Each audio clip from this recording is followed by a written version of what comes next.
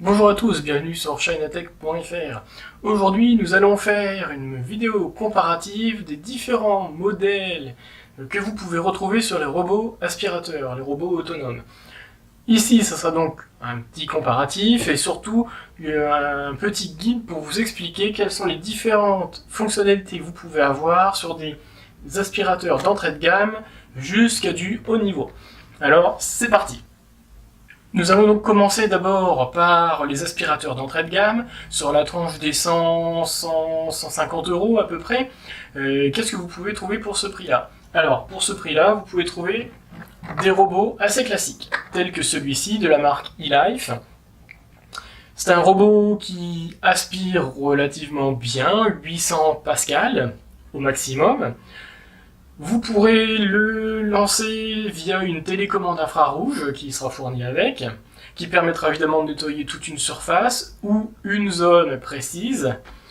Et ce sera donc à vous de prendre le robot, de le poser sur la zone, et via la télécommande de lancer la mode spot, et il se mettra à tourner sur la surface, sur environ 1 mètre de diamètre. Vous aurez bien entendu la possibilité de mettre en place un timer, c'est-à-dire que tous les jours à la même heure, le robot se lancera, et il passera l'aspirateur dans toute la maison. Vous aurez bien entendu la possibilité d'acheter, s'il n'est pas fourni par défaut, un mur virtuel pour vraiment limiter la zone d'aspiration. Quand vous serez plus vers les 150 euros, vous aurez aussi la fonctionnalité de lavage du sol, tel que celui-ci le propose. Vous aurez donc le bac à poussière que vous retirerez pour mettre un bac à eau, et en dessous, vous pourrez y fixer la serpillière pour pouvoir nettoyer le sol. Alors, ces aspirateurs-là ont un avantage, ils sont assez petits, ils passent sur pas mal de meubles. Par contre, après, question aspiration, vous pouvez avoir mieux. Et surtout, au niveau de la gestion du déclenchement de l'aspiration, tout se fera de manière manuelle. C'est à vous de prendre la télécommande, de lancer l'aspiration. Donc, il ne faudra pas oublier de le faire lorsque vous partirez au travail. Ou alors, il faudra se baser sur un déclenchement tous les jours à la même heure, ce qui peut être embêtant lorsque vous êtes en week-end. Aux alentours des 200-300 euros, vous pouvez avoir un modèle un peu plus perfectionné. C'est le cas, je pense notamment au Xiaomi, première génération, qui lui va aspirer à 1800 pascal contre les 800 proposés sur le modèle que je viens de vous montrer. Donc une efficacité d'aspiration beaucoup plus puissante. Il sera géré via une application mobile, et donc, même si vous n'êtes pas chez vous, depuis votre téléphone, vous pourrez lancer l'aspiration et il nettoiera la surface. L'avantage aussi, c'est que vous avez après un système de cartographie intelligente via le capteur au-dessus ici qui dépasse.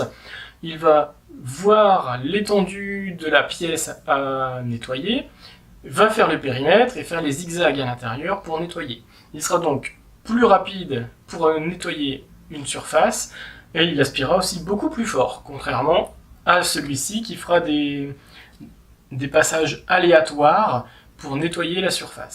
Si vous avez un budget plus élevé, les 400-500 euros à peu près, vous pourrez aller plutôt vers ce modèle-ci qui est en fait le Xiaomi seconde génération, qui a encore une aspiration plus puissante que le premier modèle, qui a la possibilité de laver le sol à l'eau, avec un bac supplémentaire et une serpillière à accrocher.